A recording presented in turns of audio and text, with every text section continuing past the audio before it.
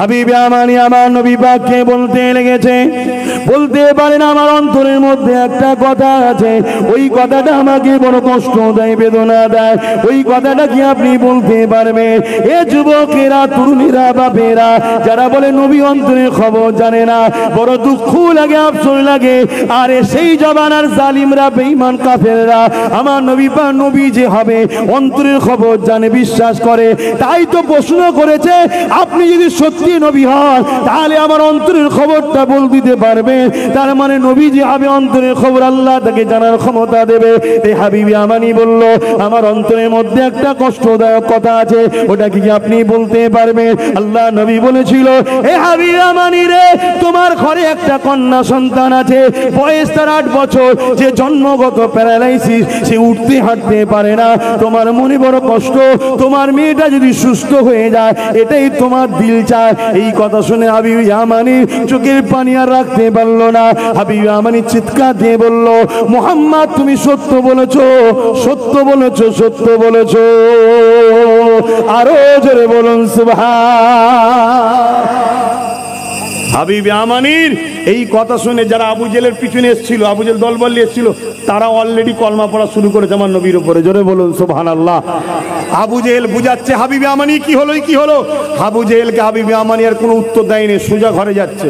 তখনও কলমা পড়েনি, তখনও কলমা পড়েনি, সোজা ঘরে যাচ্ছে। অনেক দিনের রাস্তা ইয়ামিনে চলে গেল, সময় নেই বলে তাড়াতাড়ি বলছি। ইয়ামিনে পৌঁছে যাওয়ার পরে হাবিবে আমানি ঘরের দরজায় আঘাত দিয়েছে। ডাক যখন দিয়েছে দরজাখানা খুলে গেল। কে খুলেছে? হাবিবে আমানি চোখ বড় হয়ে গেছে।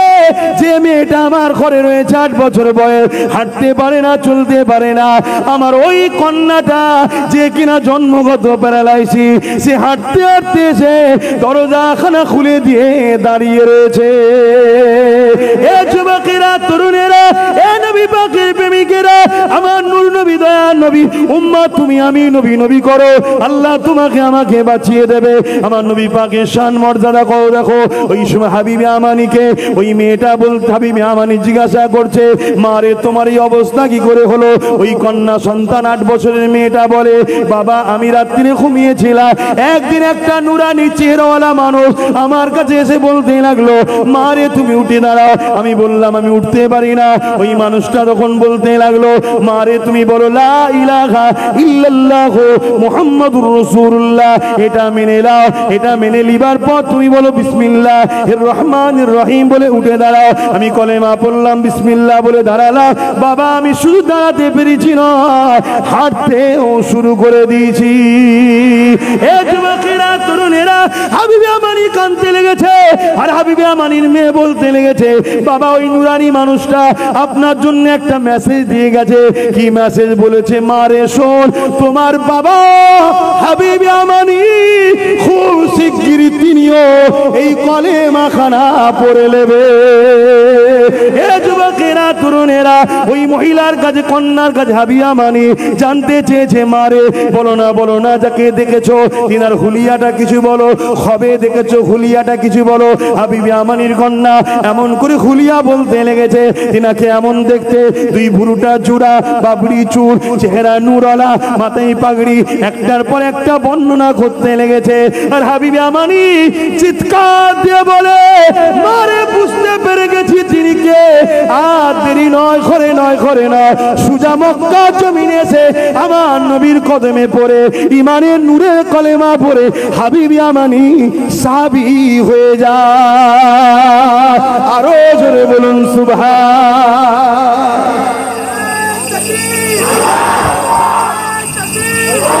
মরব তিনার জন্য যিনি সৃষ্টি করেছেন, তিনার জন্য। জোরে বলুন সুবহানাল্লাহ। হযরত ওমর ফারুক তরোয়ার নিয়ে রওনা দিলেন। ঘোড়ার পিঠে যেতে লেগেছে আর বলে যেতে লেগেছে, 39 থেকে 40 হতে দেব না। আমার আল্লাহ জানিয়ে দিল, ফেরেশতারে চিন্তা করো না, উমরকে আমি আল্লাহ 40 বানিয়ে দেব।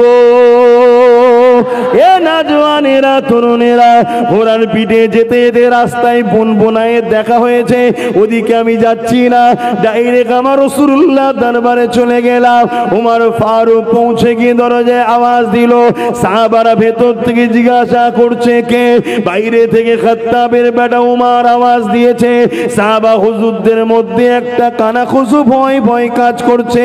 ওই সময়তে আমার নবী পাকের চাচা যান হযরত হামজা রাদিয়াল্লাহু তাআলা তিনি কলমা পড়েছিলেন, তিনি ওই হুজরার মধ্যে ছিল। তিনি বলতে লেগেছে, ইয়া রাসূলুল্লাহ হাবিবাল্লাহ, আমি হামজা, আমিও কোনো সা কম নয়। উমর যদি বেয়াদবি করে আমি হামজা আজকে ছেড়ে দেব না।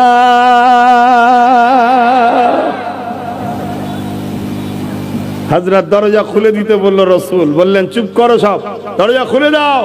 কেন হুজুরের সঙ্গে আল্লাহর কি কানেকশন হয় পৃথিবীর কেউ জানে? হাজারে বলেন, কেন পৃথিবীর কেউ হুজুরের মতো নয়, পৃথিবীর কেউ হুজুরের মতো নয়। আকীদা ঠিক রাখবেন। বাপ আবার বলে যায়, কেউ যদি নিজেকে বা হুজুরকে আমাদের মতো ভাবে ঈমান চলে যাবে। খুব সাবধান। আল্লাহ ও বান্দার বীজখানে হুজুর আছে।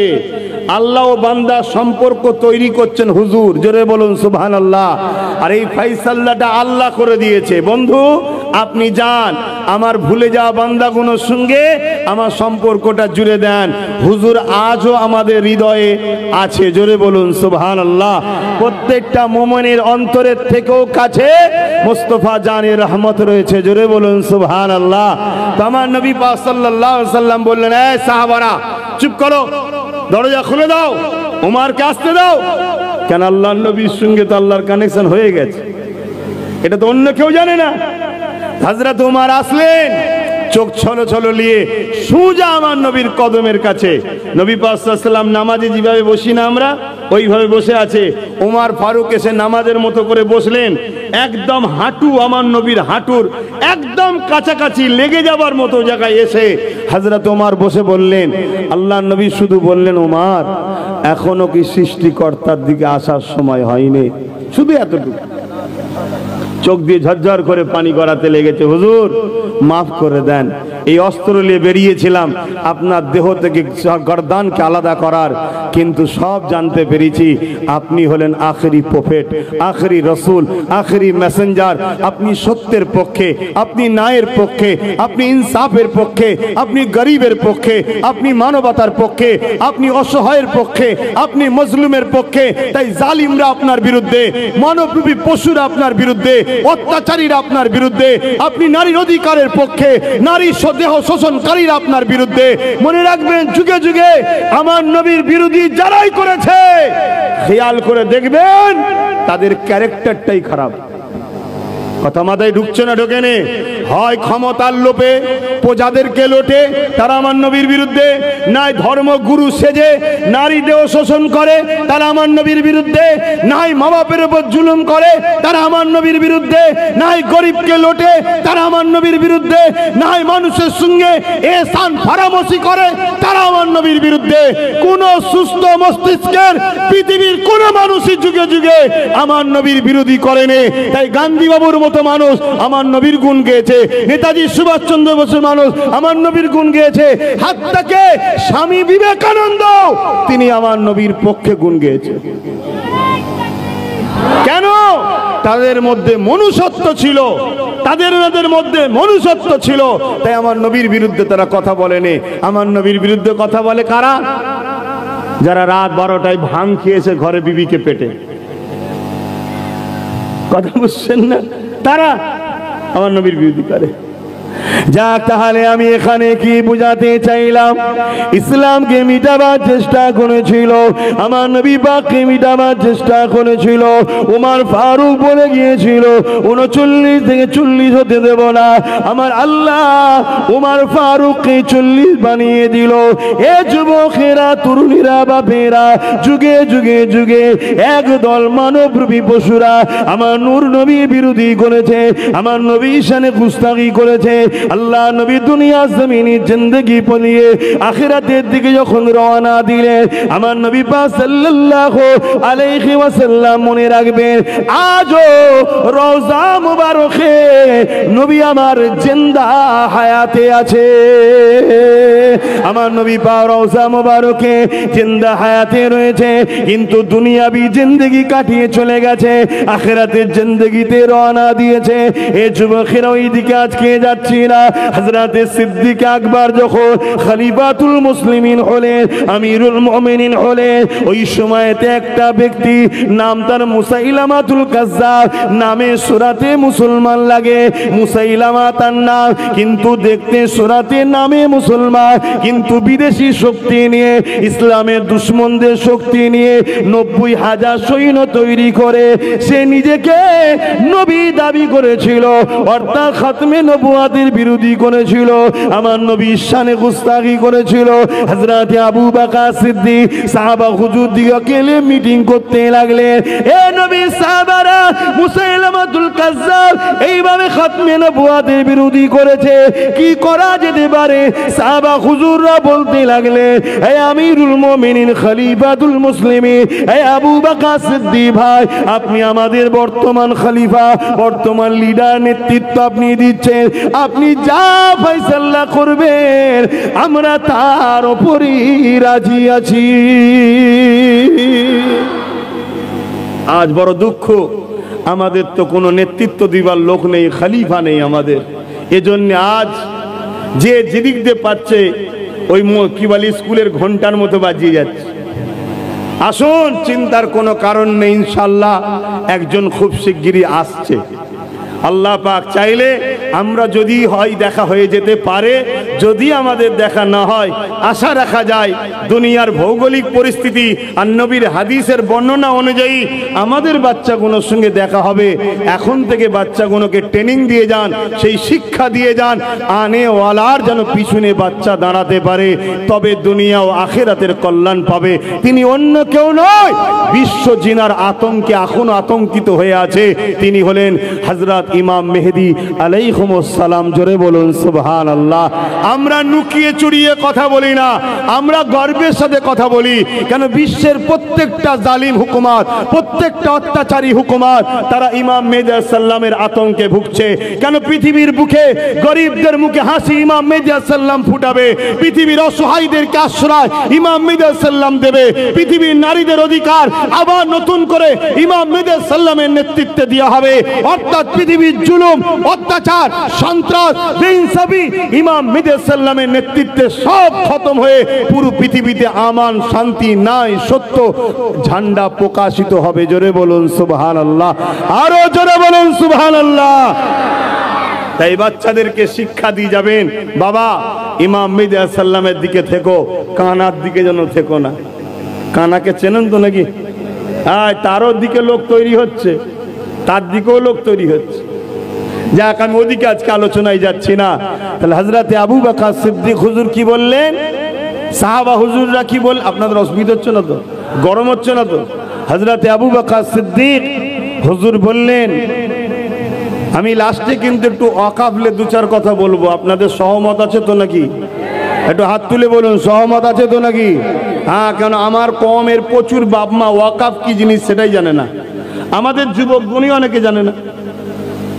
মোবাইলে 24 ঘন্টা পড়ে আছে, আর ওয়াকাফ কি জিনিস সেটা জানে না। মোবাইলে কি দেখো কচুপুরা, হ্যাঁ মোবাইলে দেখো পৃথিবীতে কি ঘটছে। আমার নবী পাকের ভবিষ্যৎবাণী সিরিয়া ফাতে হয়ে গেল। দেখো দেখো, যে মসজিদে ঈসা সাল্লাম নামবে সেই মসজিদ আলহামদুলিল্লাহ মোমেনদের হাতে চলে এসছে। জোরে বলুন সুবহানাল্লাহ। এসব নমুনাগুলো কি বলছে? পৃথিবী আর বেশি দিন বাকি নেই, অতএব লম্বা বেঁচে থাকা স্বপ্ন করুনি, বস্তা তস্তা তলপি গুছাও, যেতে হবে। কত বুঝছেন তো নাকি? হ্যাঁ, বেশি দিন আর নেই। অনেকে বলবে যে আমরা রুকে দেবো, আমরা রুকে দেবো। আরে বেশি রুকার স্বপ্ন দেখিসনি, তাহলে আস্তে আস্তে নমরুদের খাতায় নাম উঠে যাবে, ফেরাউনের খাতায় নাম উঠে যাবে।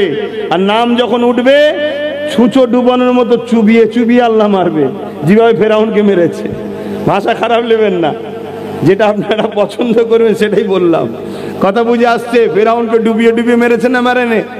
একবার হুশ করে উঠছো মুসা বাঁচাও, আবার চলে যাচ্ছে নিচই, আবার উঠছে মুসা বাঁচাও। কম ভক্ত একবারও বললুনি। কথা বুঝছেন না, বোঝেন না?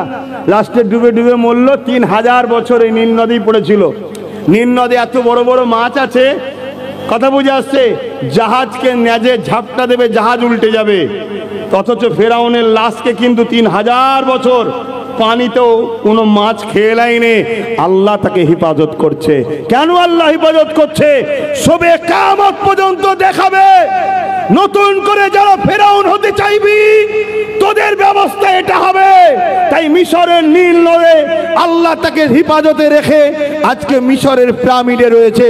দুনিয়ার লোক যাচ্ছে আর যে বলছে এই শয়তান খোদা দাবি করেছিলি, যখন কেমন বুঝছিস বল? কি বলে না বলে না? আরে কেউ না বলুক, আমি তো বলি। কথা বুঝে আসছে? আল্লাহ দেখাবে যে ক্ষমতা পেয়ে খোদা হবার স্বপ্ন দেখোনি, ক্ষমতা পেয়ে জালিমের খাতায় নাম লিখাওনি, ক্ষমতার অন্ধকারে সব আমার মিটিয়ে দেব এই স্বপ্ন যেন দেখতে যাওনি। তাই আল্লাহ ফেরাউনকে এখনো সুরক্ষিত রেখেছে। তো যাক, আমি যে কথা বলছিলাম, হযরত আবু বকর সিদ্দিক হুজুরের কথা একটু মন দিয়ে শুনবেন, বুঝবেন। আমার নবীর উপরে, ইসলামের উপরে যুগে যুগে হয়েছে। আজকে নতুন নয়, আজকে নতুন নয়। এ মসজিদের পিছনে, ও মসজিদের পিছনে, খাজা হুজুরের রওজার পিছনে এসব নতুন নয় রে বাপ, যুগে যুগে হয়েছে। এ নিয়ে কোনো চিন্তা করার কিছু নেই। শুধু লোকাল রোডটা ছেড়ে দিয়ে মেন রোডটা ধরো। লোকাল রোডটা ছেড়ে দাও, মেন রোডটা ছেড়ো, ধরো। ডায়ে বায়ে সামনে পিছনে আমাদের কেউ লিডার নয়, কেউ নেতা নয়। আমাদের একজনই লিডার, একজনই নেতা, একজনই সবকিছু। তিনি হলে আব্দুল্লাহ দুলাল, আমিন আল্লাহ, মুহাম্মাদুর রাসূলুল্লাহ। জোরে বলুন সুবহানাল্লাহ, আরো জোরে বলুন সুবহানাল্লাহ। এই আল্লাহু আকবার, ইয়া রাসূলুল্লাহ। এই কানেকশনটা জোড়ো, এই কানেকশনটা আমাদের বিচ্ছেদ হয়ে গেছে। তাই যে যেভাবে পাচ্ছে আমাদেরকে বুঝিয়ে নিচ্ছে। হুজুরের সঙ্গে কানেকশন জোড়ো।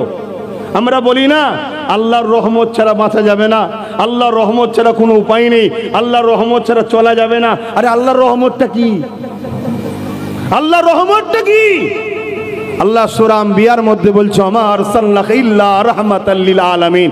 যা আমার রহমত তামাম আলমের জন্য আপনাকে পাঠালাম। জোরে বলুন সুবহানাল্লাহ।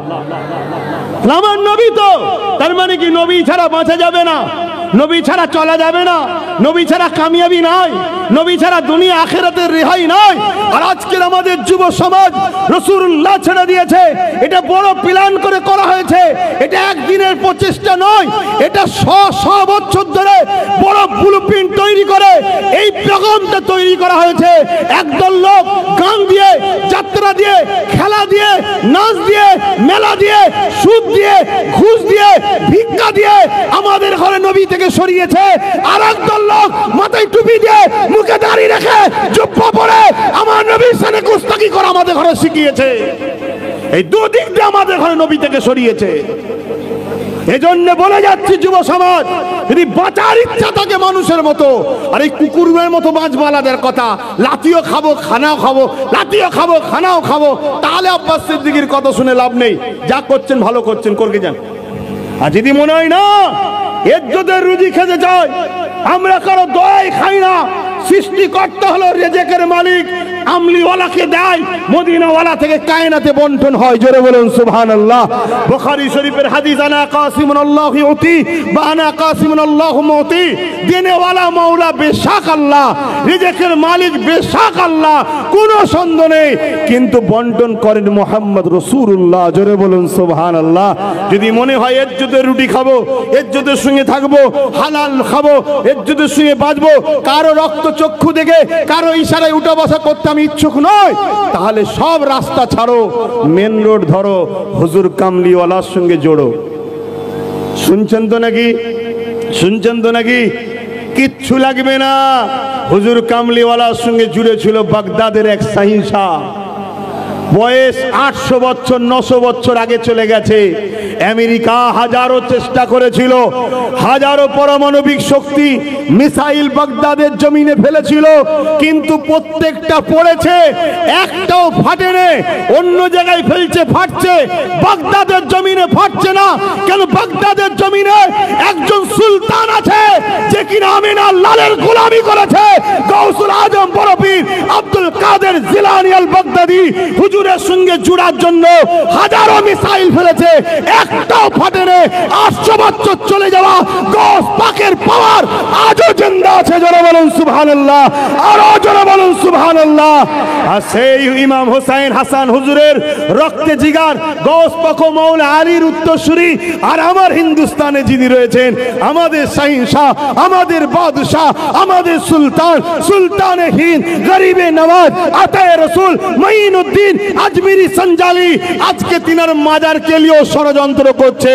আরে জালিমো শোনো, শোনো, যখন এই দেশ পৃথ্বীরাজ যখন রাজত্ব চালাচ্ছিল, পৃথ্বীরাজের ঘোড়াকে আমার গরিবে নওয়াজ বসিয়ে দিয়েছিল। পুরো রাজা তুলতে পারে রে, মাথা নাক ঘিসড়ি দিয়ে ক্ষমা চেয়েছে, তারপরে উঠেছে। আনা সাগরের পানি গরিবে নওয়াজ লুটার মধ্যে ঢুকিয়ে দিয়েছে। সেই গরিবে নওয়াজের সঙ্গে পাল্লা দিতে গেছে। এতদিন আমাদের সঙ্গে হয়েছে, টেনে ধরে ধরে মেরেছে, ওখানে ধরে ধরে মেরেছে, সেখানে ধরে ধরে মেরেছে। এবারে শেরে খোদার বেটার সঙ্গে লেগেছে। তোদের নাম নিশানা আল্লাহ মিটিয়ে দেবে ইনশাআল্লাহ। জোরে বলুন সুবহানাল্লাহ, আরো জোরে বলুন সুবহানাল্লাহ। কথা মাথায় ঢুকছে? এখনো সময় আছে, তুমি ভালো হও। আমি 1 কেজি মধু দেবো তোমাকে, নেবে না? হ্যাঁ কথা বলো, নেবে না? নেবে না? 1 কেজি দুধ দেবো গরুর, নেবে না? নেবে না? ভালো জিনিস, কিন্তু তুমি পাত্র আনছো কোনটা? যে পাত্র তুমি টয়লেট পরিষ্কার করো, তোমার ওই পাত্রে কি আমার এই দামি জিনিস দেওয়া যাবে? জোরে বলো।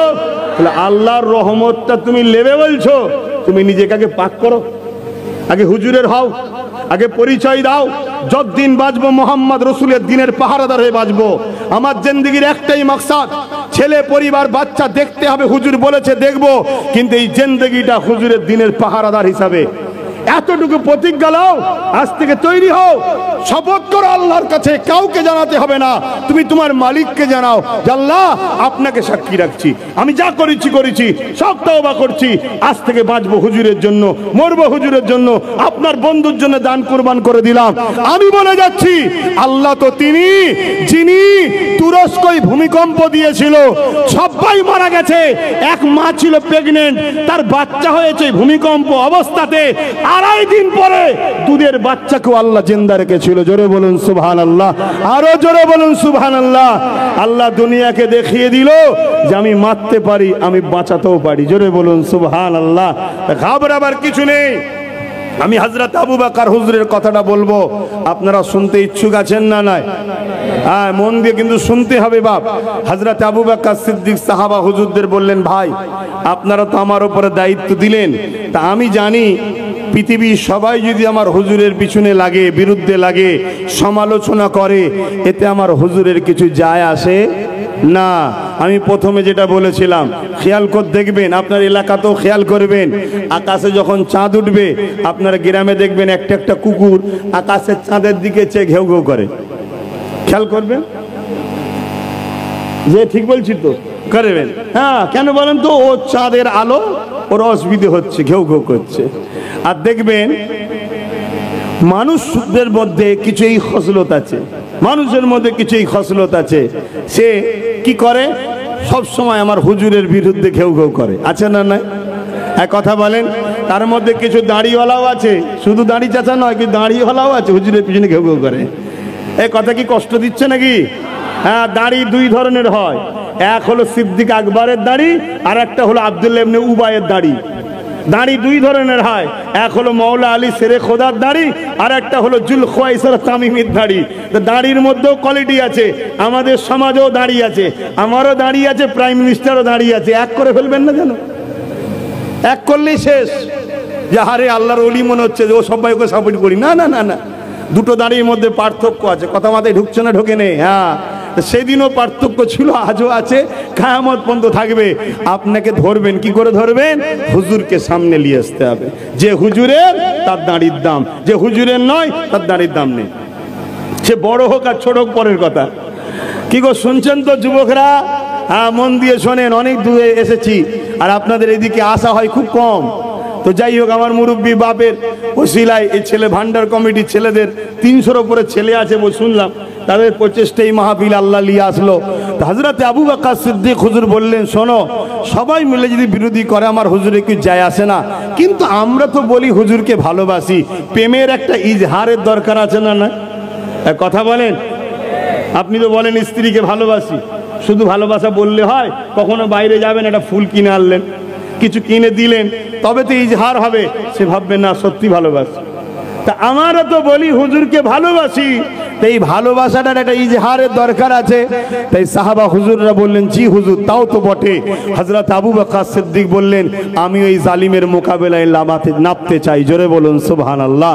তবে প্রথমে তাকে আমি বুঝাবো যে কোরআন বলছে ওয়ালাকির রাসূলুল্লাহ ওয়া খাতামান নবীন, এবং হাদিস বলছেন আনা খাতিমুন নবী। তাহলে যদি না বোঝে, তাহলে খতমে নবুয়াতের ঝান্ডা উঁচু করার জন্য আমি জালিমের বিরুদ্ধে সংগ্রাম করতে প্রস্তুত। জোরে বলুন সুবহানাল্লাহ, আরো জোরে বলুন সুবহানাল্লাহ। হযরত আবু বকর সিদ্দিক 10,000 যুবক সাহাবা ঠিক করলেন। কত? 10,000। আর মুসাইলামাতুল কাজ্জাবকে ঘিরে রেখেছে কত? 90,000। কত? 90,000। খুব ভালো করে শুনবেন, সব সময় কামিয়াবি আমাদের সংখ্যা কম দ্বারা হয়েছে, কিন্তু সলিড ছিল। আজকে সংখ্যা আমাদের অনেক, মুনাফেক তো ভরে গেছে, মুনাফেক ভরে গেছে। আর মুনাফেক ঘরে আপন মনে করে আমরা ধ্বংস হচ্ছি। হা হা। আল্লাহ নবী সাহাবী হযরত আবু বকর সিদ্দিক 10,000 সাহাবাদেরকে নিয়ে এমন করে মুসাইলামাতুল কাজ্জাবের ওখানে চলে গেল। মুসাইলামাতুল কাজ্জাবের সঙ্গে আলোচনায় বসে গেল। মুসাইলামাতুল কাজ্জাবকে হযরত আবু বকর সিদ্দিক বুঝাতে লাগলো, এ মুসাইলামাতুল কাজ্জাব, তুমি কেন মিথ্যা নবী দাবি করে মুসলমানদের মধ্যে বিভ্রান্তি তৈরি করছো? কেন নবীর অনুসারীদেরকে ধ্বংস করতে চাইছো? যেখানে কোরআন জানিয়ে দিয়েছে ওয়ালাকির রাসূলুল্লাহ ওয়া খাতামান নবী, সেই জায়গায় কেন তুমি এই দাবি করছো? মুসাইলামাতুল কাজ্জাব আবু বকর সিদ্দিকের কথা শুনছে ঠিকই, কিন্তু শয়তান দেখবেন ক্ষমতা যখন পেয়ে যায়, ক্ষমতার অহংকারে শয়তান অন্ধকার হয়ে যায়। তাই মুসাইলামাতুল কাজ্জাব দেখছে আমার পক্ষে বাইরের শক্তিও রয়েছে এবং আমার পক্ষে বর্তমান 90,000 সৈন্য ঘিরে রেখেছে আমাকে, আর আবু বকরের দিকে মাত্র 10,000 আছে। আবু বকর যাই বলুক না কেন, এই সুযোগটা কাজে লাগে সাহাবাদেরকে মেরে দিতে হবে। শুনছেন তো নাকি? কেন আমার দিকে 90,000 আর আবু বকরের দিকে 10,000, এই সুযোগ হাতছাড়া করা যাবে না। আজকে এরকমও কেউ কেউ ভাবছে সব জায়গায় পাওয়ার আমার, দেশের মাথায় আমি, রাজ্যগুলোতে আমি, কোর্ট কেস আদালত সব জায়গায় আমি, এ সুযোগ ছাড়া যাবে না। বুঝছেন না? বোঝেন না? কথা বুঝছেন তো নাকি? কিন্তু ঘুম ভেঙে যাবে যখন কাঁথায় আঙুল লেগে যাবে। বুঝছেন নাকি? ঘুম ভেঙে যাবে যখন কাঁথায় আগুন লেগে যাবে। অতএব হুঁশ ফিরে আনো, বাঙালিতে যেও না। ব্রিটিশের দাদুগুলোকে জিজ্ঞেস করো কেমন মজা চাকিয়েছিলাম, জিজ্ঞেস করে দেখো। শুধু একজন মার্জে মুজাহিদ আব্দুল আজিজ মুহাদ্দিস দেহলভী দাঁড়িয়ে গিয়ে বলল ব্রিটিশের বিরুদ্ধে লড়াই করা ফরজ। সঙ্গে সঙ্গে উলামা হযরত হাফেজে কোরআন সবাই ঝাঁপিয়ে পড়ল। এ যুবক, শুধু দিল্লিতে 50,000-এর উপরে উলামায়ে দ্বীন নিজের মাতৃভূমির জন্য জীবন দিয়েছে। জোরে বলুন সুবহানাল্লাহ।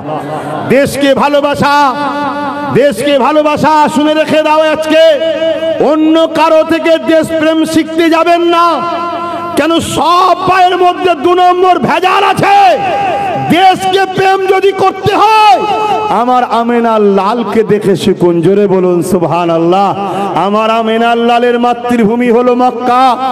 মক্কা থেকে যখন আমার আল্লাহর হুকুমে ইয়াসরিবে চলে যাচ্ছিল, আমার নূর নবী, দয়ার নবী, হায়াতুন নবী, মেরাজ ওয়ালা নবী, শাফাআত ওয়ালা নবী বারবার মাতৃভূমি মক্কার দিকে তাকাচ্ছা, চোখের কোণা দিয়ে পানি ফেলছে আর বলছে, মক্কা আমি মুহাম্মদ তোমাকে ভালোবাসি। জোরে বলুন সুবহানাল্লাহ।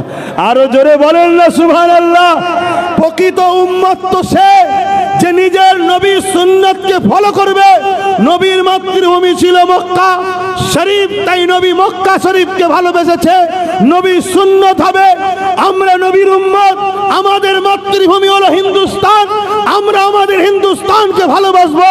এই হিন্দুস্তানের উপরে কোন রকম অত্যাচার, কোন রকম জুলুম, কোন রকম আঘাত বাইরে থেকে হোক আর ভেতরের গাদ্দারের দ্বারা হোক, উভয়ের মোকাবেলা করে আমার গরিবের নওয়াজের হিন্দুস্তান, আমাদের হিন্দুস্তানকে আমরা আগেও রক্ষা করেছি, আগামীতেও প্রয়োজন হলে জান দিয়ে রক্ষা করতে রাজি আছি। ঠিক না বেঠিক?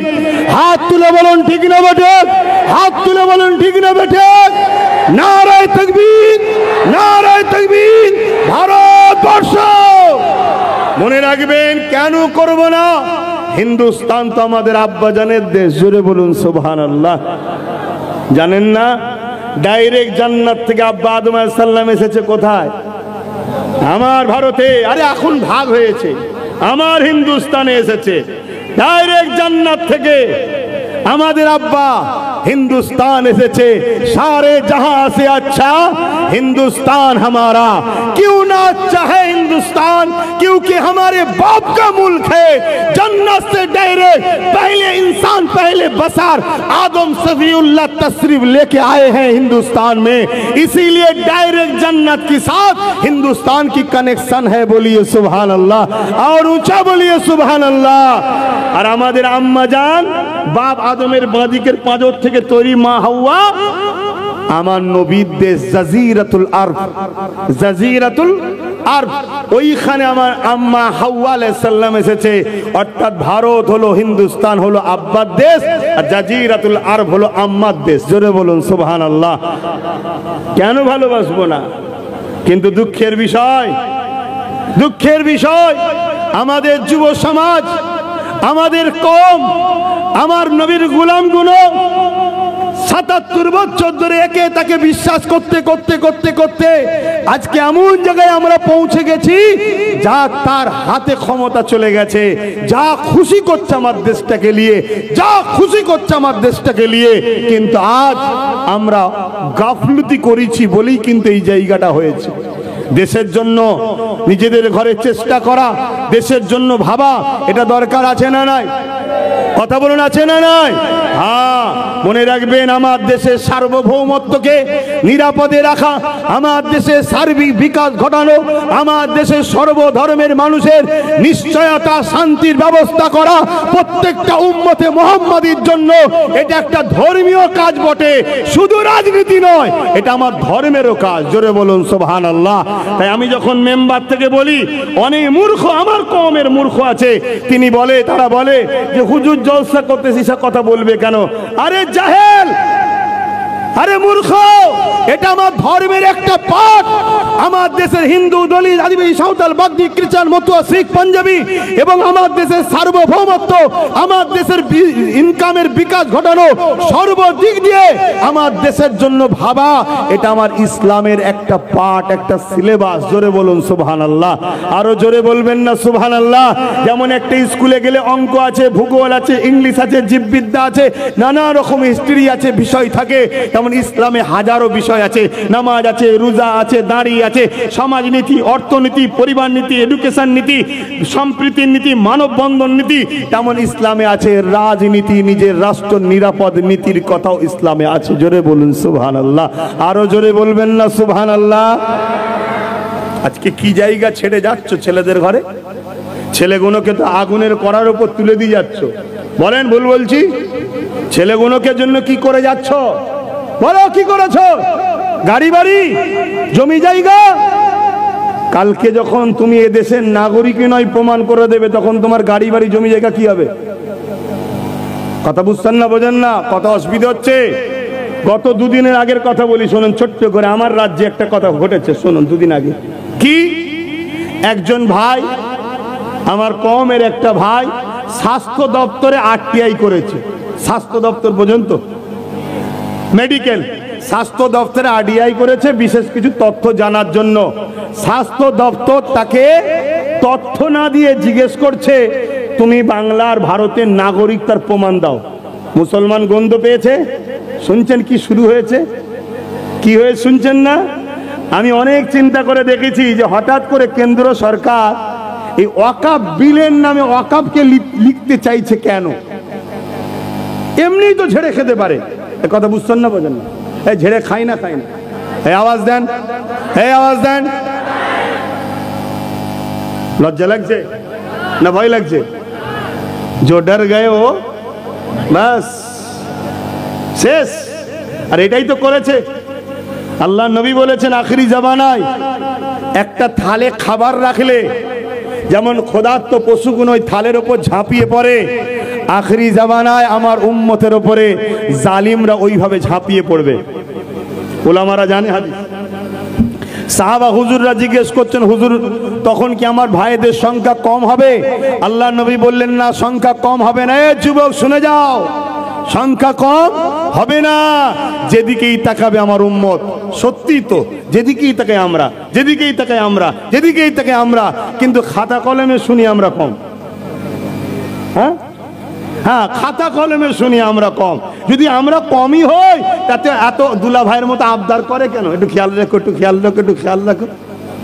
আরে বুকা, গোলামি শিকল থেকে বেরিয়ে আসো।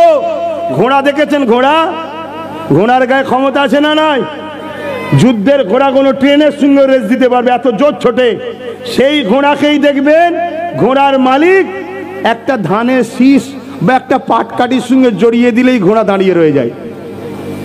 বলছি তার মানে কি, ওর গোলামি করে করে করে করে মেন্টালিটি এমন হয়ে গেছে, ও ভাবতেই পারছে না আমি কাতে জড়ানো আছি। ও ভাবছে আমি যেতে পারবো না। হাতি দেখেছেন? হাতি, হাতি বিরাট শক্তিশালী তো নাকি? হ্যাঁ, অনেক সময় হাতিতে ট্রেনে অ্যাক্সিডেন্ট হলে হাতিও উল্টে যায়, ট্রেনও উল্টে যায়, এত পাওয়ার। সেই হাতি দেখবেন একটা ধরুন বাচ্চা কিনে এনেছেন, নিয়ে পায়ে শিকল দিয়ে ঘরে আপনি একটা লুহাতে পেরেক মেরে রেখে দিয়েছেন। ওই হাতি পা সরাচ্ছে, পাচ্ছে না। পরের দিন আবার সরাচ্ছে, পাচ্ছে না। 3 দিন আবার সরাচ্ছে। 1 মাস পরে দেখবেন হাতি পা টানা বন্ধ করে দেয়। ওর মেন্টালিতে ঢুকে গেছে, আমি পারবো না, আমি পারবো না। এখন হাতি জন হয়েছে, বিরাট শক্তিশালী হাতি, কিন্তু আর ওই ওই ওই শিকলেতেই বাঁধা আছে। কেন ভাই? ওর মেন্টালিতে ঢুকে গেছে আমি পারবো না, তাই টেনে দেখেও না। কিন্তু ও এত শক্তিশালী, ও যদি একবার ট্রাই করে, একবার যদি টানে, শুধু ওই লোহা নয়, ঘর থেকে টেনে চলে যাবে। কথা বুঝছেন না, বোঝেন না? তা আমাদের দশা হয়েছে ওইটা। আমরা গোলামি করে করে করে করে করে করে এমন জায়গায় চলে গেছি, আমরা মনে হয় পারবো না। যা 2-5 হচ্ছে, হোক গে যাক, অতি ঠিক আছে লে, অতি ঠিক আছে লে। কিন্তু আগামী দিন মনে রাখবে, মুরগিকে আমরাই চাল খাওয়াই তাজা করার জন্য, পরে ভেজে খাবো। আগামী দিন কিন্তু আর মুরগিকে চাল দেবো না, সেদিন হালাল করব। শুনছেন তো নাকি? সেদিন আর বেশি দিন নয়, দিন আসছে। অতএব শিকল ভাঙো, শিকল ভাঙো, উঠে দাঁড়াও। জুলুম নয়, ইনসাফ কায়েম করো। লুট নয়, ভিক্ষা নয়, অধিকারকে ছিনিয়ে নাও। সে ধর্মীয় অধিকার হোক আর রাষ্ট্রীয়ভাবে অধিকার হোক, নিজের জায়গায় নিজে মজবুত হও। না হয় বাপ, হাতি চিবাবার দাঁত আলাদা থাকে, দেখাবার দাঁত আলাদা থাকে। সেকুলার দেখতে লাগছে, ভেতরটা নেকড়ে বাঘের থেকেও খারাপ। এই আছে না নাই? এ কথা বলেন। আরে গতকালকে যিনি সেকুলার ছিল পূর্ব মেদিনীপুরে, জানেন না আজকে কি চিল্লাচ্ছে? ঝুলিয়ে বলতে সাইজ করে দেবো। এ বুঝতে পারছেন না, পারেন না? হ্যাঁ, কি সেকুলার ছিল, আজকে কি হয়ে গেল দেখলেন না? হ্যাঁ, অরিজিনালটা বেরোতে সময় লাগে, টাইম হবে, সব বেরিয়ে যাবে। তাই আমি আপনাদেরকে ভাই হিসাবে, সন্তান হিসাবে নিজের জীবনের রিস্ক নিয়ে আপনাদেরকে বুঝাচ্ছি। এতে আমার দুশ্মন বাড়ছে না কমছে? জোরে বলুন। আমার আমার সব পুলিশ বন্ধু ভাইরা রয়েছে, আইবির লোকেরা রয়েছে, সব রেকর্ড করছে। এই শুনছেন তো নাকি? আমি জেনে শুনেই বলছি, আমি জানি তারা সব রেকর্ড করছে, জেনে শুনেই বলছি। তবে মনে রাখবেন, যদি কেউ সংবিধানকে সামলে নিয়ে আসে তাহলে সবাই আমাকে বাহবা বলবে যে ঠিক কথা বলেছে। আর যদি গায়ে জোরে আমাকে দেখে তাহলে আমার দুশ্মন কিন্তু বাড়ছে। এই শুনছেন না শোনেন নে? হ্যাঁ, কেন? আমার ধর্ম তোমার ধর্ম ওটা পরের বিষয়, বিষয় হলো সৃষ্টিকর্তা উভয়ের একজন। তাহলে বাঁচার অধিকার সবার আছে, ঠিক না বে ঠিক? কবে কে আকবর, বাবর, হুমায়ুন কে কি করেছে সেই সব গল্প ইতিহাস শোনালে আমাদের হয়? হ্যাঁ, সেই আমাদের পলুয়ামাই RTX কোথা থেকে এলো তার এখন তথ্য বার করতে পারেনি। 500 বছরের মসজিদের তথ্য বার করে ফেলবে, 1000 বছরের অন্য ধর্ম ভাইদের তীর্থস্থানে তথ্য বার করে ফেলবে। এ গেঁজা খাওয়া ষড়যন্ত্র ছাড়া আর কি হতে পারে? এই যে পলুয়ামায় হয়েছিল জানেন না, আমার দেশের সেনাগুলো শহীদ হয়ে গেল। কত কেজি, 300 কেজি না কত কেজি কি RDX না কি বলে নিয়ে এসে আমার দেশের সেনাগুলোকে হত্যা করা হলো। ওটা কোথা থেকে এলো, কিভাবে এলো, এখনো তার তদন্ত হয়েছে, তার শেষ হয়েছে, সে ভিত পাওয়া গেছে না, যাই না। অথচ সাম্বাল মসজিদের জন্য 1.5 ঘন্টায় রায় বেরিয়ে যায়। কেন? এর জন্য দোষী আমরা দোষী। কেন? আমরা আমাদের ছেলেদের ঘরে জজ করিনি, আমরা আমাদের ছেলেদের ঘরে লিডার বানাইনি, আমরা আমাদের ছেলেদের ঘরে IPS অফিসার বানাইনি। এর জন্য দোষী আমরা। কথা খারাপ লাগছে? আজকে সেই মসজিদের তদন্তের নামে সেখানে ভিড় গেল, গিয়ে গুলিগালা শুরু হয়ে গেল, 5টা আমার ঘরের সন্তান চলে গেল। অথচ কলকাতায় আমার সেই বোন চিত্তরঞ্জনে ধর্ষণ হয়ে মারা গেল, এতদিন হয়ে গেল এখন আসামি খোঁজ পাওয়া যায়নি। অথচ মসজিদের তলায় কি আছে খুঁজতে যাচ্ছে, 1.5 ঘন্টায় রায় পেয়ে যাচ্ছে, 1.5 ঘন্টায় রায় হয়ে যাচ্ছে। আর এদিকে একটা বোন ডাক্তার, ধর্ষণ হয়ে গেল, তার রায় এখনো বেরোচ্ছে না। সাজানো নাটকগুলো বুঝতে পাচ্ছেন তো নাকি? এই সব কিছুর পিছনে একটাই লক্ষ্য, ঠান্ডা মাথায় শুনে রেখে দাও, সব কিছুর পিছনে একটাই লক্ষ্য, কেউ খোদা হবে আর গরিব গুলো তার ভক্ত হবে। কিছু বুঝতে পাচ্ছেন? কেউ খোদা হবার স্বপ্ন দেখছে যে আমি খোদা হব, আর সব গরিব গুলো আমার ভক্ত হবে, আমার উপাসনা করবে। সে মুসলমান হোক, হিন্দু হোক, আদিবাসী হোক, সাঁওতাল হোক, খ্রিস্টান হোক, সব গরিবদের জন্য বিপদ। বিপদ না বিপদ নয়? এক কথা বলেন। কিন্তু আমি আমার কওমের কাছে জানাচ্ছি, আজকে বলো ওয়াকাফটা কি জিনিস তোমরা জানো? একটু কথা বলো না, ওয়াকাফ কি জিনিস জানো? একটু হ্যাঁ কি না বলো।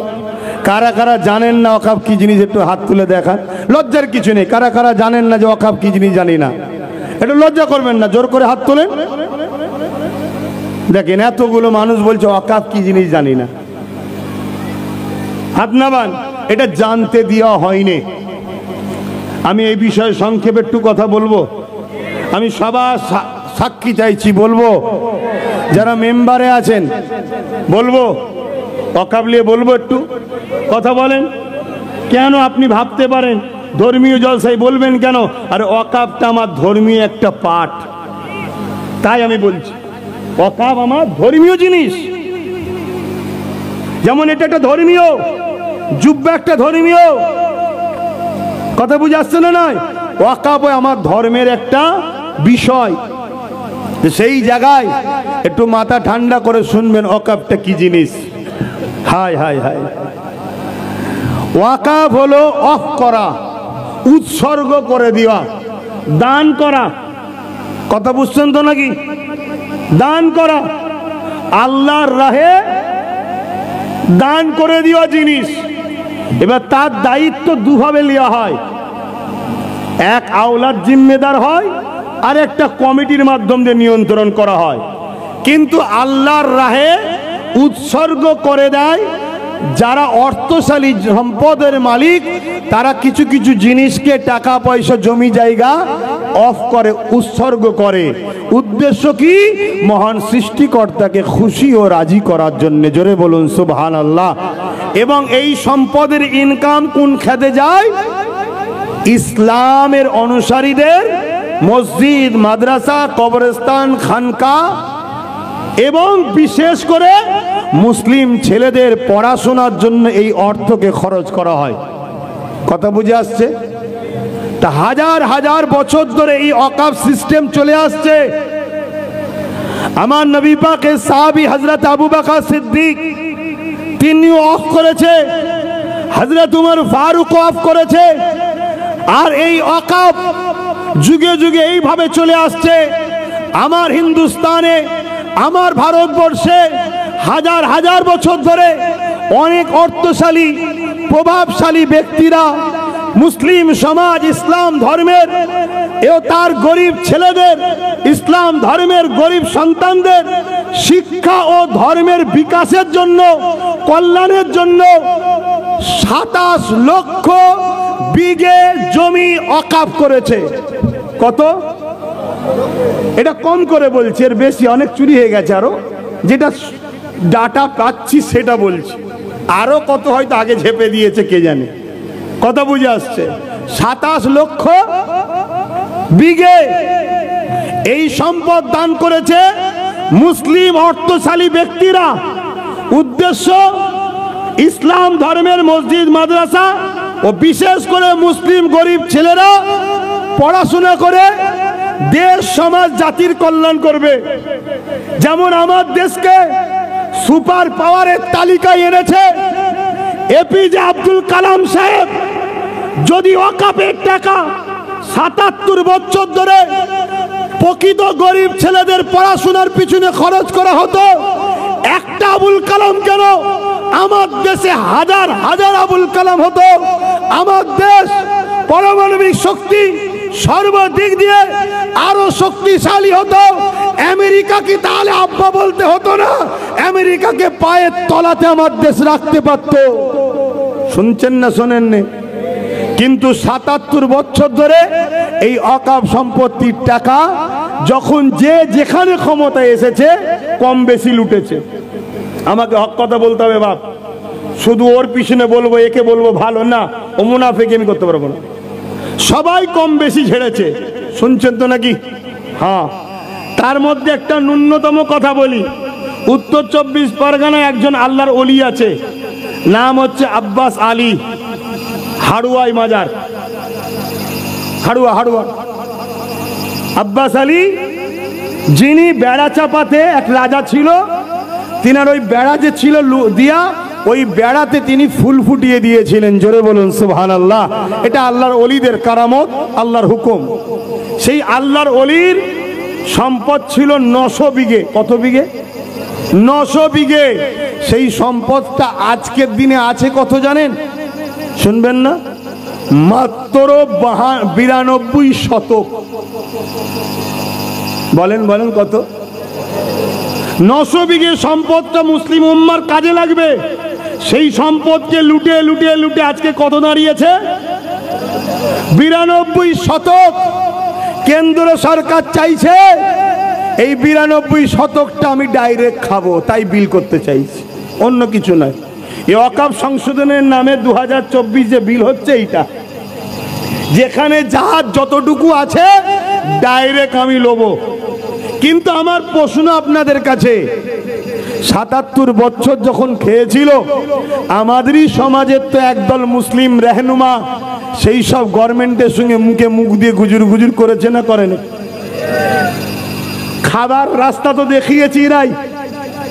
আজকে কেন্দ্র সরকার বলছে আমি বিল করব 2024 ওয়াকফ সংশোধনীয় অ্যাক্টের নামে, এই সংশোধনীয় বিলের নামে।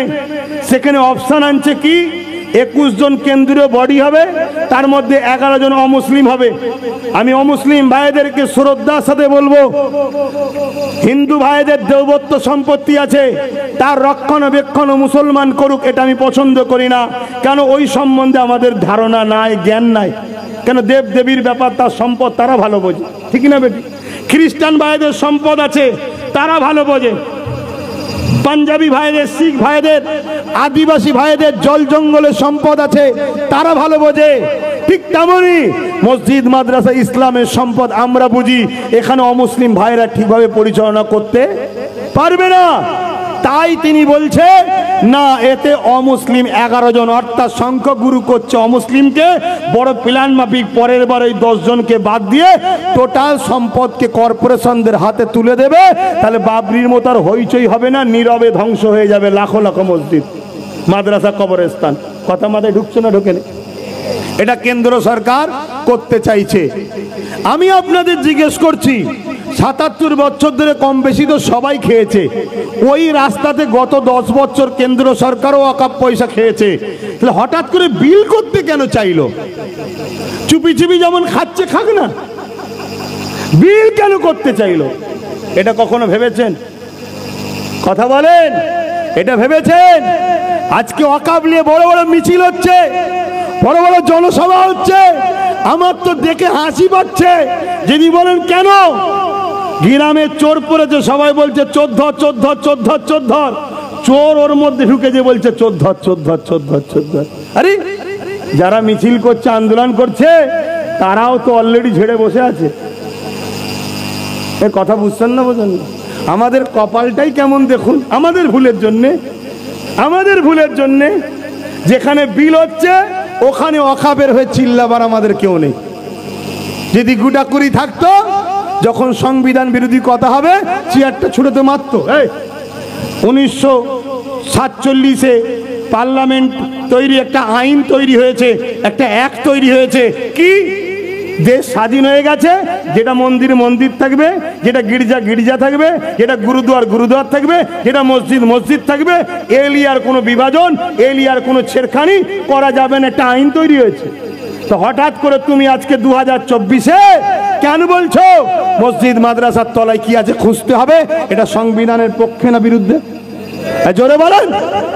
তাহলে ওখানে সংবিধান বিরোধী যে করছে তাকে সবকটা দিবার জন্য আমাদের কে আছে? বলেন কে আছে? কেউ নেই। কেন নেই? আমরা বিক্রি হওয়া খদ্দের। কষ্ট হচ্ছে কথা? কি গো কষ্ট হচ্ছে? এখনো সময় আছে। কারো সঙ্গে বন্ধুত্ব করতে চান করুন, আমি বিরোধী করব না, কিন্তু চেয়ারের 4টে পাই তাকে দেবেন না। বল 3টে তুইলে একটা আমার কাছে থাক। আমার বক্তব্য এইটা, 3টে তুইলে একটা আমার কাছে থাক। যদি আপনার পছন্দ কাউকে হয় হোক দেন, তাকে আমি বারণ করছি না, কিন্তু আমার একটা কথা সব দিয়ে ফেলবেন না আল্লাহর হস্তে। কেন? আজকে যে তোমার দরদি শাস্তে, কালকে যদি এও হাত তুলে চলে যায় তুমি দিশেহারা হয়ে যাবে। আর একটা পায়া যদি তোমাদের হাতে থাকে, সে ফুরফুরাওয়ালা হোক, বেরেলিওয়ালা হোক, দেওবন্দিওয়ালা হোক, তবলিগ জামাত হোক, ওটা ধর্মের জায়গা ধর্ম। কথা ইসলাম সবার মাসলা যার যার, কথা বুঝে আসছে। কিন্তু সবাই মিলে যদি আমাদের কাছে একটা পায়া থাকে নিজেদের, যেই পালাতে যাবে উনি বলো পা খুলে নেবো, 3টে চেয়ারে তো বসা যাবে না, 3টে পায়ে হোঁচট খেয়ে পড়ে যাবে। কথা বুঝছেন না? বোঝেন না? এইটুকু মাথায় ঢুকাও, না আগামী দিন বড় ভয়ানক আসছে। ছেলেগুলোকে বাঁচাও, ছেলেগুলোর জন্য করো, ছেলেগুলোর জন্য করো, এদেরকে বানে ভেসে দিওনি। এমন একটা দিন আসছে এরা আফসোস করে বলবে ইসলামের ঘরে, মুসলমানের ঘরে জন্ম লিয়াটাই যেন আমাদের অপরাধ হয়ে গেল। এর জন্য আমরা দোষী, আমরা দোষী। তো ভাইয়ের আমার, ওয়াকফ কেন বিল করতে চাইছে এই বিষয়টা একটু ছোট্ট করে বলবো। যে সবাই তো ফ্রিতে খাচ্ছিল, এর হঠাৎ করে বিল করার শখ গেল কেন বলবো? কি গো বলবো? কারা কারা শুনতে চান হাত তুলে দেখান। মারহাবা, হাত নাবান। অসুবিধে হচ্ছে না তো? এ আল্লাহ, সময় তো কম, তারপরে একটু বলে যায় নাকি কেন বিল করতে চাইছে, কেন বিল করতে চাইছে একটু জানা দরকার। কিন্তু তার আগে একটা কাজ করে লি, তার আগে একটা কাজ করে লি। কি কাজ? আমার হুজুরকে একটু সালামটা দিয়ে লি। কি গো দেবেন না? সালাম দিবার হুকুম কোরআনে আছে না নাই? সল্লু দরুদ পড়ো, সাল্লিমু সালাম দাও। দিতে হবে না? হবে না? জোরে বলেন। এবারে কথা হলো দাঁড়িয়ে না বসে, এই হচ্ছে কথা, তাই তো নাকি? যার বসে মনে হবে বসে দেবে, যার দাঁড়িয়ে মনে হবে দাঁড়িয়ে দেবে। যে বসে দেবে তার কোমরে লাথিও মারবো না, যে দাঁড়াবে তাকে ধরে টানবেন না। কথা মিটে গেল? কথা মাথায় ঢুকছে না? যদি বলেন কোরআন হাদিসের কোথায় আছে দাঁড়ানো, এইটাই তো ফেতনা শুরু করে দিলেন। হ্যাঁ, এটা কি মশলা নাকি? এটা তো প্রেম ও আদব। প্রেম আদব যদি ফতোয়া খুঁজতে চান তাহলে সাহাবা হুজুরদের জিজ্ঞেস করুন। নবী যখন থুতু ফেলতে যেত, সাহাবা হুজুরের হাতে নিয়ে মুখে বুকে মাখতো। সাহাবাদের জিজ্ঞেস করুন কোথায় পেয়েছেন, আপনারা করছেন? নবী যখন উজু করতেন সাহাবা হুজুররা কুল্লির পানি লিবা, বুখারীর হাদিস বলছি, লিবার জন্য হুড়োহুড়ি করতেন। কোথায় পেয়েছে? এটা প্রেম আর আদবের ব্যাপার। মশলা ফতোয়া এখানে থাকে, প্রেম আদব এখানে থাকে। এটা ইমানের সাথে সম্পর্ক। জোরে বলুন সুবহানাল্লাহ। আমরা আদবে দিই, প্রেমে দিই, ভালোবাসাই দিই। আপনার ভালোবাসা দিই বসে মনে হয় বসে বসে প্রেম করেন। আমার ভালোবাসা আমার বিবেক বলেছে দাঁড়ান আমি দাঁড়িয়ে দিই। কথা বুঝে আসছে? কিন্তু এর পরেও বলে যায় সাহাবা হুজুররা নবীকে যখন সালাম দিতেন বাবুল আদব কিতাবুল কিয়াম দাঁড়িয়ে দাঁড়িয়ে সালাম দিতেন। জোরে বলুন সুবহানাল্লাহ। নবী পাকের কলিজার টুকরি খাতুনে জান্নাত যখন সালাম দিতেন দাঁড়িয়ে দিতেন। জোরে বলুন সুবহানাল্লাহ। কিন্তু আমি এটা নিয়ে জোর করব না, কেন প্রেমে জোর জবরদস্তি করতে নাই। কথা বুঝে আসছে?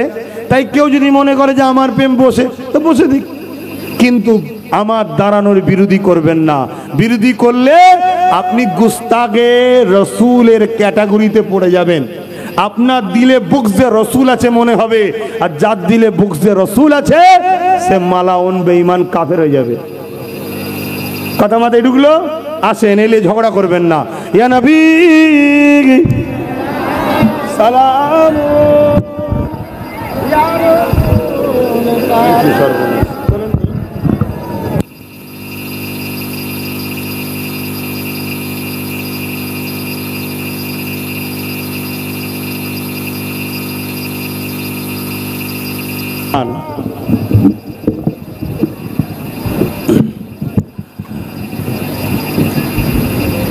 সকলে মহব্বতের সঙ্গে দেবেন। কেন দাঁড়িয়ে দিই আর একটা কথা শুনুন। আচ্ছা বলুন তো, আমার নবী পাক সাল্লাল্লাহু আলাইহি সাল্লাম সালাম দেবো তিনাকে আমরা, হুজুরের বিনিময়ে জবাব দেবে। জোরে বলুন সুবহানাল্লাহ। তা আমরা হুজুরের জবাবটাকে বসে কি করে নিই? এজন্য একটু আদবের সাথে দাঁড়িয়ে নেবো। ঠিক না বে? ঠিক গো? হ্যাঁ, এ নিয়ে নিজেদের মধ্যে দলাদলি করবেন না। কেন আজকে দুনিয়ায় কি হচ্ছে দেখুন, কি হচ্ছে দেখুন। তাই মনে রাখবেন, এই এশিয়া মহাদেশে ফুরফুরা বলে একটা সিলসিলা, সিলসিলা মানে শিকল, একটার পর একটা। দেওবন্দি একটা সিলসিলা, বেরেলি একটা সিলসিলা, জোনপুরি একটা সিলসিলা। এই চার বৃহৎ সিলসিলা। আমাদের মধ্যে যদি মিল মহব্বত না থাকে আমরা নিজেদের ক্ষতি কিন্তু নিজেরাই ডেকে আনবো। আমি বলবো যার পীর, যার মুর্শিদ, যার আমির, যার হজরত তার কাছে থাকবে যাক।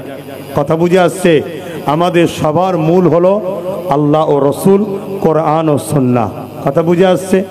তাই সেই দিকে খেয়াল করে অতএব যে যে স্কুলে যাচ্ছেন যান, আপনি আপনার পীরের কাছে যান, আপনার আমিরের কাছে, আপনার হজরতের কাছে, আমি আমার দাদা হুজুরের কাছে যাব। কথা বুঝে আসছে?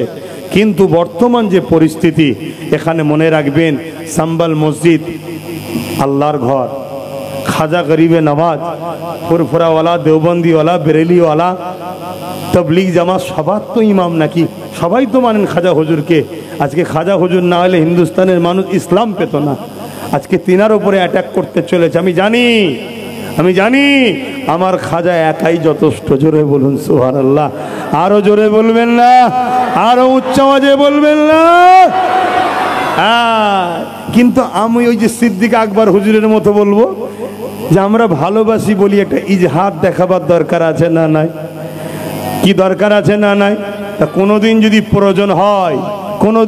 প্রয়োজন হয় আর বাংলা থেকে এই ছোট্ট ভাইটা বা বাবাজিটা যদি ডাক দিই চলো আজমির যাব, যদি প্রয়োজন হয় ইনশাল্লাহ আমার গরিবের নওয়াজি যথেষ্ট। যদি ইজহার করার দরকার হয় চলো আজমির যাব, আপনারা যেতে প্রস্তুত সত্যি তো নাকি? কারা প্রস্তুত আছে হাত তুলে দেখান। মারহাবা। আরো জোরে হাত তুলুন লম্বা করে। আল্লাহ এ হাতগুলোকে সাক্ষী হিসাবে আপনি হাত তুলে রাখেন। আল্লাহ আপনার কাছে সাক্ষী দিচ্ছি আপনার মাহবুবের জন্য আমরা তৈরি আছি। জোরে বলুন সুবহানাল্লাহ। আপনার এবারে আপনি শুনে রেখে দেন কেন হাতটা তুলতে বলেছিলাম। আমি খ্যাপামুম করতে আসিনি, আমি আর কি করতে আপনাদের কাছে আসিনি। হ্যাঁ, হযরত ইব্রাহিম আলাইহিস সালামকে নমরুদ আগুনে ফেলেছে, জানেন তো নাকি? আগুনের তো ক্ষমতা নেই পুরাতে পারে নাকি? হ্যাঁ ক্ষমতা আছে। আল্লাহর হুকুম ছাড়া আগুন কখনো পুরাতে পারবে না। হ্যাঁ ক্ষমতা আল্লাহর, ক্ষমতা আল্লাহর। এই যে আমি হাত লাড়াচ্ছি এটা আমার ক্ষমতা নয়, মূল মালিক আল্লাহ আমাকে ব্যবহার করতে দিয়েছে। যখন রু বেরিয়ে যাবে হাত তো দূরের কথা, গাল হাঁ করলে যদি না মুড়ে দেয় হাঁ হয়ে রয়ে যাবে। কি ভুল বলছি? হ্যাঁ, সব আল্লাহর। তো ভাইয়ের আমার, কি কথা বলছিলাম? হ্যাঁ, হযরত ইব্রাহিম সাল্লামকে আগুনে ফেলেছে।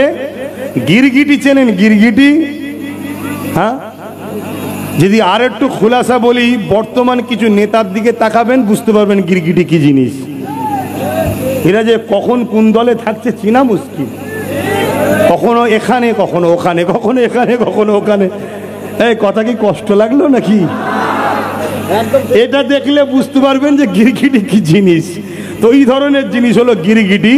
সে মুখে করে, সে কেমন করে ফু দিচ্ছে, ইব্রাহিম খলিল হুজুরের আগুনে ফু দিচ্ছে, যাতে করে আগুনটা আরো জোরে ধরে। আচ্ছা বলুন, গিরগিটির ফুঁয়েতে কি আগুন জোর হবে? কিন্তু তার ইরাদা কি? আমি ইব্রাহিমকে আগুনের পুড়াবো, তাই তো নাকি? অর্থাৎ নমরুদের দিকে প্রমাণ দিল। খুব ভালো করে শোনেন। আর আজনাই চেনেন? আজনাই, হ্যাঁ, সে কি করেছে? চোঁচে করে পানি নিয়ে এসছে, ইব্রাহিম নবীর আগুনে দিচ্ছে, যে পানিটা দিয়ে আগুনটা বন্ধ করা যায়। আচ্ছা বলুন, ও চোঁচের পানিতে আগুন কি বন্ধ হয়? কিন্তু সে প্রমাণ দেখাচ্ছে কি? যে আমি ইব্রাহিম নবীর পক্ষে, শরিয়াতের ফায়সালা